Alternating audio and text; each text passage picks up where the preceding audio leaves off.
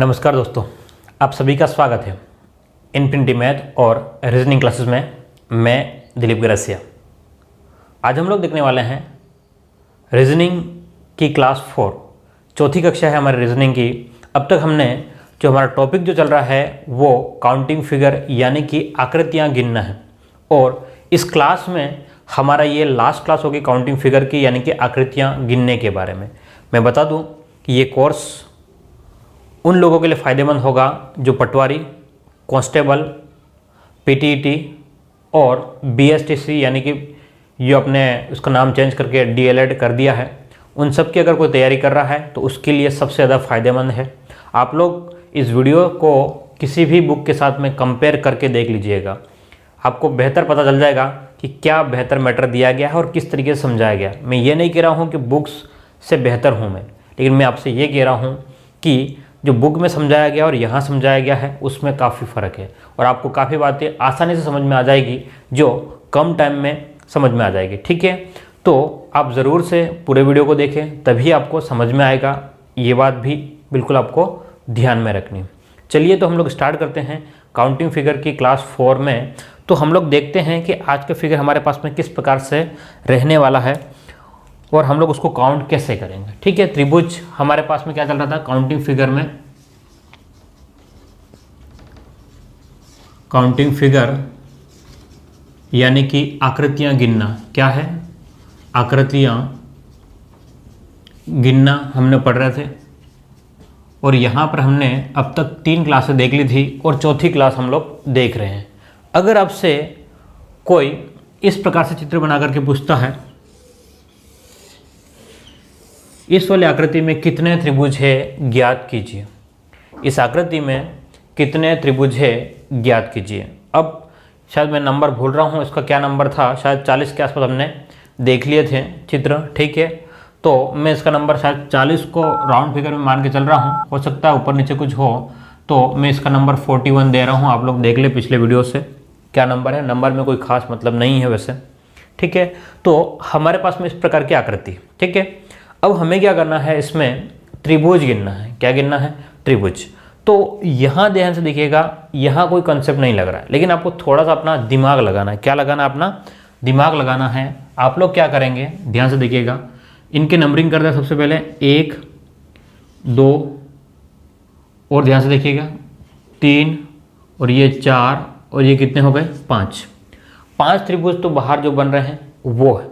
उसके बाद में कौन कौन सा त्रिभुज बन सकता है? अब ध्यान से देखिएगा, जो इसके नोड बन रहे हैं, ध्यान से देखो मैं क्या कह रहा हूँ कि ये आपके पास में 5 त्रिभुज बन गए हैं। ये वाले 1 2 3 4 5 ये क्लियरली आपको दिख रहे हैं प्लस में।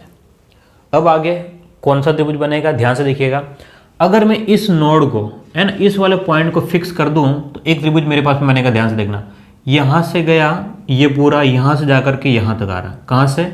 ये देखना ध्यान से, ये वाला जो बन के जा रहा है ना, ये वाला तीनों को मिला करके, यानी कि इसको और इसको मिला करके एक त्रिभुज बन रहा है इस वाले नोड से। तो यहाँ पे एक हो गया। उसी प्रकार से ध्यान से देखना, अब मैं इस दिशा में जा रहा हूँ, एक नोड ये हो गया। अब अगले नोड पे देखिए कि कहाँ पर त्रिभुज बन रहा है। ठीक है, अब हम लोग आगे आए, तो अगर हम लोग इस नोड पे पहुँचते हैं, ध्यान से देखिएगा इस नोड पे, तो यहाँ से आपके पास में ये वाला एक त्रिभुज बन रहा है।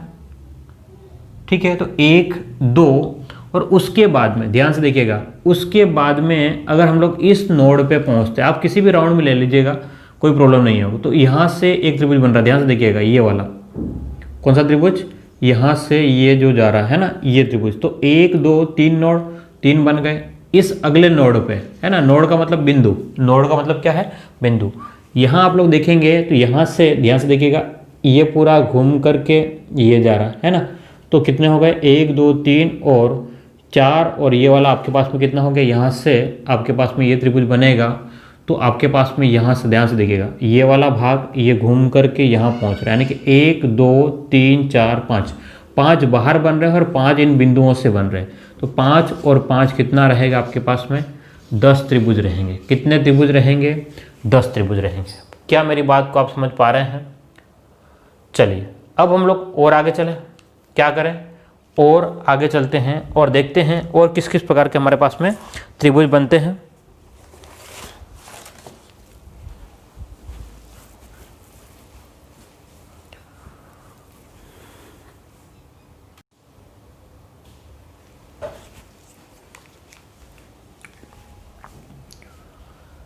हमारे पास में यहाँ पर 5 और 5 कितने हो गए, 10 हो गए। ठीक है, कितने त्रिभुज है, 10 त्रिभुज है। अब हम लोग इससे आगे चलते हैं, अगला क्वेश्चन देखते हैं, क्वेश्चन नंबर 42। कौन सा, क्वेश्चन नंबर 42 देखते हैं। अगर मान लो आपके पास में इस प्रकार से कोई आकृति दी गई हो, बिल्कुल ध्यान से देखिएगा, और आपसे पूछता है कि इसमें कितने त्रिभुज हैं। क्या पूछता है, इस वाली आकृति में 42 नंबर की जो आकृति है इसमें कितने त्रिभुज है। तो आप लोग क्या बताएंगे, कितने बताओगे। ध्यान से देखिएगा, मैं जिस तरीके से बता रहा हूँ आपको कुछ भी ज़्यादा दिमाग नहीं लगाना, यहाँ जो तरीका अपनाया था उसी तरीके पर हम लोग जा रहे हैं।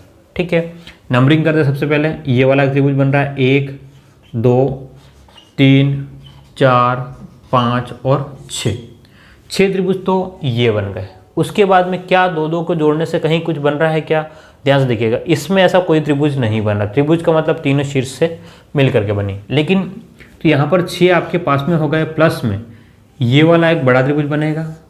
ठीक है, और इसका एक उल्टा बनेगा ये वाला त्रिभुज।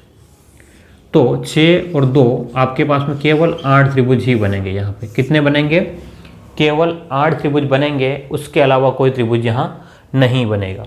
क्या मेरी बात को आप समझ पा रहे हैं। तो ये था हमारा आकृतियाँ गिनना, इसमें त्रिभुजों को हमने गिन लिया। अब हमारे पास में जो आता है वो स्ट्रेट लाइन के बारे में आता है। किसके बारे में, लाइन गिनने के बारे में। क्या आप त्रिभुज के बारे में समझ चुके होंगे, मैं पिछले वीडियो में काफ़ी डिस्कस कर चुका हूँ इनके बारे में, कुछ बचे हुए थे, मैंने सोचा कि इसको भी करता हूँ। ठीक है, अब हमारे पास में आता है सीधी रेखाएं गिनना। आकृतियों में क्या है, सीधी रेखाएं गिनना। देखो ध्यान से, अब जो कुछ था वो मेन टॉपिक हमारा हो चुका है। अब जो है वो थोड़ा इजी रहेगा, लेकिन एग्जाम में इसके भी क्वेश्चन बहुत सारे आए हुए हैं।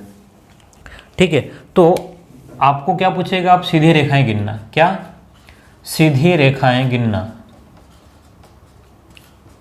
आकृतियों गिनने में उसमें क्या करना हमको, सीधी रेखाएं गिनना। तो अगर आपसे कोई आकृति पूछता है, क्या किस टाइप से, कि इस वाली आकृति में, ध्यान से देखिएगा, इस वाली आकृति में कितनी सीधी रेखाएं हैं। क्या पूछेगा, कितनी सीधी रेखाएं हैं, कितनी रेखाएं हैं, ये पूछेगा।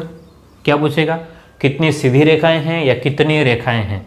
बताइए कितनी रेखाएं हैं इस वाले आकृति में। आप गिन सकते हो, कोई खास प्रॉब्लम नहीं है। ठीक है, लेकिन मैं जिस तरीके से आपको गिनना बताऊंगा उससे आपको काफ़ी फायदा होगा। क्या देखना चाह रहे हो आप लोग, चलिए देखिए। देखो, कोई भी लाइन है वो 3 टाइप से बनती है, 3 टाइप की हो सकती है हमारे पास में। ध्यान से देखिएगा, 3 कौन कौन सी होती है। एक होती है एज, एज का मतलब हॉरिजॉन्टल। हॉरिजॉन्टल का मतलब हम लोग हिंदी में कहे तो क्षैतिज। अब ये तीनों नाम अगर समझ में नहीं आए तो भी कोई प्रॉब्लम वाली बात। क्या कह रहा हूँ मैंने एच बोला तो भी समझ में नहीं आया, कोई बात नहीं। हॉरिजॉन्टल बोला तो भी नहीं समझ में आया, तो भी कोई प्रॉब्लम नहीं। इसको हिंदी में हम लोग क्षैतिज कहते हैं। ये भी नहीं है समझ में आया हो तो जो लाइन आपके पास में इस प्रकार से आड़ी रहती है ना, ये वाली है ना, अपनी भाषा में ये वाली जो लाइन रहती है उसको हम लोग क्षैतिज रेखा कहते हैं, हॉरिजॉन्टल कहते हैं। ठीक है, बात क्लियर है। अगली जो आती है आपकी वी यानी कि वर्टिकल लाइन। वर्टिकल लाइन यानी कि हम लोग इसको कहें हिंदी गणित की भाषा में ऊर्ध्वाधर। ये भी चीज़ आपको समझ में नहीं आया, कोई प्रॉब्लम नहीं। जो खड़ी रेखा होती है ये वाली, ये आपकी जो है वो क्या है, ऊर्ध्वाधर रेखा है, वर्टिकल लाइन है। क्लियर है। उसके बाद में आप आते हैं एक स्लैंट लाइन, है ना, हम लोग एस भी कहते हैं या डी भी, डी यानी कि डायगोनल या तिर्यक, या एस का मतलब स्लैंट। कुछ भी प्रॉब्लम नहीं है आपको, वैसा कुछ नहीं। जो तिरछी जो लाइनें होती है ना, तिरछी जो लाइनें होती है, कौन सी, तिरछी, यही है आपकी डायगोनल कहो तब भी, या इसको स्लैंट लाइन कहो तब भी, तिरछी जो झुकी हुई। क्लियर है। तो आपके पास में यहाँ से एक बात क्लियर हो गई, क्या, कि लाइनें जो है हमारे पास में वो 3 टाइप की बन सकती किसी भी आकृति में। एक हम लोग इस टाइप की क्षैतिज रेखा खींचेंगे, उसको कहेंगे हॉरिजॉन्टल। दूसरा वर्टिकल लाइन रहेगी, मतलब सीधी रेखा रहेगी, उसको वर्टिकल यानी कि ऊर्ध्वाधर कहेंगे। और डायगोनल या स्लैंट लाइन यानी कि जो तिरछी रेखा है ना, जो तिरछी रेखा है, जो क्रॉस वाली रेखाएं आती है उसको हम लोग कहते हैं तिरछी रेखाओं को स्लैंट या डायगोनल। 3 टाइप की लाइन से ही कोई भी आकृति बनती है। अब आप लोग देखिएगा यहाँ पर इसमें लाइन गिनने का कुछ भी कंफ्यूजन होने का नहीं। आपको हॉरिजॉन्टल कितनी लाइन है देख लो, एज का मतलब क्षैतिज, ये वाली है ना। तो ध्यान से देखिएगा, 1 2 और 3, कितनी लाइन है यहाँ पर, 3 लाइनें। कौन सी, हॉरिजॉन्टल या क्षैतिज या आड़ी लाइन। अब अगला कौन सा हमारे पास में, वर्टिकल लाइन। वर्टिकल का मतलब ऊर्ध्वाधर या सीधी रेखा है, ठीक है। वी कितनी है, ध्यान से देखिए, अगर है तो कीजिएगा, नहीं है तो 0 कर दीजिएगा। तो यहाँ पर 1 और 2 है ना, तो हमारे पास में कितनी रेखाएं हो गई, 2 वर्टिकल है। उसके बाद में आपके पास में डायगोनल कहो या स्लैंट एस कहो, है ना, डी कहो या एस कहो, ठीक है। वो वाली लाइन कौन सी, तिरछी लाइन है। तो देखो ध्यान से, एक लाइन और ये दूसरी लाइन, तो आपके पास में 2 लाइनें हैं। तो कुल मिलाकर के इसमें 3, 2, 5 और कितने हो गए, 7 लाइनें हैं। कितनी लाइनें हैं, कितने रेखाएं हैं इस आकृति में, तो आप लोग क्या कहोगे, 7 रेखाएं। अब ये डबल मत कर देना है ना, ठीक है। तो कितनी रेखाएं हैं, 7 रेखाएं। क्या मेरी बात को समझ पा रहे हो आप लोग। कुछ भी ज़्यादा दिमाग लगाने की ज़रूरत आपको नहीं है, बस आपको देख लेना है कि कौन सी लाइन क्या बोलते हैं और उसको कितनी संख्या है। चलिए एक और क्वेश्चन देखिएगा।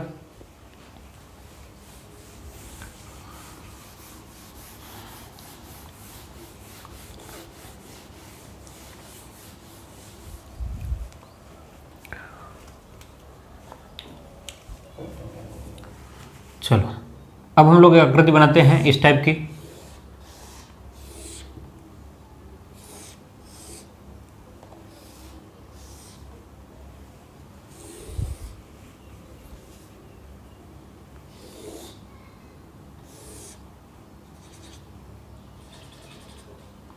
ये एक ही है ना, थोड़ा सा तिरछा लाइन हो गई है,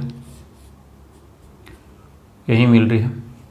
और कुछ कर सकते हैं क्या हम लोग, कुछ भी लाइनें कर दो आप बिल्कुल बिंदास तरीके से, ठीक है। जितनी लाइन बना सकते हो बना लीजिएगा। अगर आपसे पूछता है इसमें कितनी लाइन है, इस वाली आकृति में कितनी लाइन है, क्या पूछता है, इस वाली आकृति में कितनी लाइन है, तो ध्यान से देखिएगा। आपको तरीका क्या बताया मैंने, आपको क्या तरीका बताया है, ध्यान से देखिएगा कि आपकी हॉरिजॉन्टल लाइन कितनी है, 1, 2 और 3। कितनी हॉरिजॉन्टल लाइन है आपके पास में, 3 लाइन है। उसके बाद में सेकेंड जो है वो वर्टिकल लाइन। वर्टिकल का मतलब आपकी ऊपर से नीचे की ओर कितनी लाइनें हैं, 1, 2 और कितनी, 3 लाइनें। वर्टिकल आपके पास में 3 लाइनें हैं। उसके बाद में क्या है आपके पास में, वर्टिकल के बाद में ध्यान से देखिएगा, हमें डायगोनल या स्लैंट लाइन यानी कि तिरछी लाइन। डायगोनल या स्लैंट का मतलब क्या है, तिरछी लाइन। कौन कौन सी, ध्यान से देखिएगा। अब तिरछी लाइन को काउंट करने की थोड़ी प्रॉब्लम हो सकती है, ध्यान से देखिएगा। हम लोग इधर से जा रहे हैं अभी, 1, 2 है ना, ये वाली 1, 2, 3, ठीक है। कितने हो गए, 3। अब इधर से देखो, 4, 5 और 6।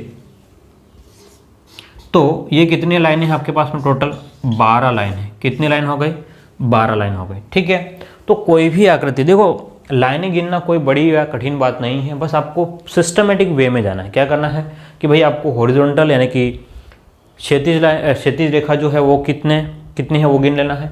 वर्टिकल यानी कि सीधी वाली रेखाएं कितनी है वो गिन लेना है। और डायगोनल या स्लैंट यानी कि आपके पास में तिरछी रेखाएं कितनी है वो गिन लेना, ठीक है। पूरी लाइन गिनना है, ऐसा नहीं कि बीच में यहाँ कट रहा है तो हम लोग नहीं गिनेंगे, ऐसा नहीं, पूरी लाइन गिनना है ना। तो ये आपके पास में रेखाओं को गिनने का है तरीका, जो मेथड है ये यही तरीका है। आप लोग क्वेश्चनों को सेल्फ लेवल पे कर सकते हो प्रैक्टिस, क्योंकि कोई ज़्यादा टफ नहीं है। अब हम लोग जो देखने वाले हैं वो क्या देखने वाले हैं, एक तो वर्ग हमने देख लिया है। व्रत किसके बारे में, अब व्रत गिनने के लिए वो भी बहुत आसान तरीका और घन घना वाला देखने वाला, ठीक है। तो पहले हम लोग व्रत के बारे में देख लेते हैं कि व्रत हम लोग किस प्रकार से गिनेंगे। 2-3 आकृतियाँ देखेंगे क्योंकि ज़्यादा टफ नहीं है और बहुत कम एग्जाम में आता है, लेकिन हम लोग पढ़ा देंगे आपको, ठीक है। तो अब हम लोग व्रत देखने से पहले एक बार थोड़ा सा और एक मैं त्रिभुज आपको बना दिया है और इसमें भी कितने लाइनें हैं वो बता दूं, क्योंकि मुझे लगा कि एक क्वेश्चन और बताना चाहिए आपको, ठीक है। वैसे तो 2 हो काफ़ी थे, लेकिन फिर भी मुझे लगा कि आपको बताना है तो मैंने सोचा कि बता दिया, ठीक है। तो ध्यान से देखिएगा कि इस वाले में कितनी लाइनें, कितनी सीधी रेखाएँ हैं, क्या पूछेगा, इस आकृति में कितनी सीधी रेखाएँ हैं। तो आप लोग क्या करेंगे, पहले हॉरिजॉन्टल गिन लेंगे। हॉरिजॉन्टल का मतलब जो आड़ी रेखाएँ है ना, कौन कौन सी है, 1, 2, 3, 4। हॉरिजॉन्टल कितनी लाइन है, 4। अब हम लोग बात करें वर्टिकल की। वर्टिकल का मतलब बिल्कुल सीधी रेखाएं। क्या यहाँ पर कोई बिल्कुल सीधी रेखाएं हैं ऐसी कोई, तो एक भी नहीं है, यानी कि 0। और उसके बाद में आपके पास में डायगोनल या स्लैंट लाइन वो कौन सी है, कितनी है आपके पास में, तो ध्यान से देखिएगा 1 2 3 4, ध्यान से देखिएगा 1 2 3 4 और इधर से 5 6 7 8, तो कितनी लाइनें हैं 8। तो कुल मिलाकर के आपको इस आकृति में केवल 12 लाइनें, कितनी लाइनें हैं 12 लाइनें। बात क्लियर है। तो इस प्रकार से हम लोग आकृति में लाइनें गिन सकते हैं। ठीक है, आपके पास में अगर आकृति बड़ी है, क्या कह रहा हूँ मैं, आकृति बड़ी है तो ज़्यादा लाइनें हो जाएगी, कोई प्रॉब्लम नहीं होगी। तो ये था हमारे पास में सीधी या तिरछी रेखाओं को गिनना या सीधी रेखाओं को गिनना। ठीक है, अब जो हम लोग देखने वाले हैं वो ये है कि वृत्त गिनने के बारे में। किसके बारे में, वृत्त गिनने के बारे में। अगर आपसे पूछ लिया जाए कि भाई इस वाली आकृति में कितने वृत्त है, तो एक बार ऐसा देखने पर लगेगा कि यार बहुत कंफ्यूजिंग कर रहा है ना, बहुत कंफ्यूजिंग कर रहा है। लेकिन मैं आपको एक बात क्लियरली बता दूं कि वृत्त में ऐसी कोई भी आकृति नहीं है कि भाई आगे जोड़ने पर, जैसे कि हमने वर्ग में पढ़ा था, आयत में पढ़ा था, क्या होता है वो टुकड़ा आगे जोड़ने के बाद में कुछ नया बनता है ना, नया वर्ग आयत बन रहा था। यहाँ ऐसा नहीं है ना, अपने आप में अकेला ही व्रत है और वो एंड तक अकेला ही गिना जाएगा। क्लियर है, तो ध्यान से देखिए। अब मैं यहाँ से स्टार्ट कर रहा हूँ, आप लोग बिल्कुल ध्यान से देखिएगा। इस वाले व्रत को मैं लेता हूँ, ये व्रत है, तो इस व्रत के अंदर ध्यान से देखिएगा, इस व्रत के अंदर एक बड़ा व्रत है, फिर एक छोटा व्रत है और फिर एक छोटा व्रत है। यानी कि यहाँ पे मेरे पास में इस वाले में कितने हैं, इस वाले में क्लियरली दिख रहा है मुझे पास में 3 है। कितना है, 3 है। अभी इस वाले को, अंदर वाले को भूल जाना, सिर्फ हम लोग इसके सेंटर में जो है उसके अकॉर्डिंग चल रहे हैं। कितने हैं, 3, यानी कि 3 6 9, इसके बाद में 12 15 18, कितने हैं, तो ये वाले आपके पास में कितने हैं, आपके पास में 18 है। बोलिए कितने हैं, 18 है। फिर आप देखिए ध्यान से कि 1 2 3 4 5, यहाँ पर नहीं है, 6 और 7, कितने हैं, ध्यान से देखिएगा। वापस से रिपीट कर देता हूँ मैं, ध्यान से देखो 1 2 3, तो ये हो गए 3 4 5 6 और 7, तो प्लस में 7, यानी कि कुल मिलाकर के आपके पास में 25 सर्कल है। कितने व्रत है, 25 व्रत है। यहाँ कोई डबल नहीं जुड़ा हुआ, ध्यान से देखिएगा।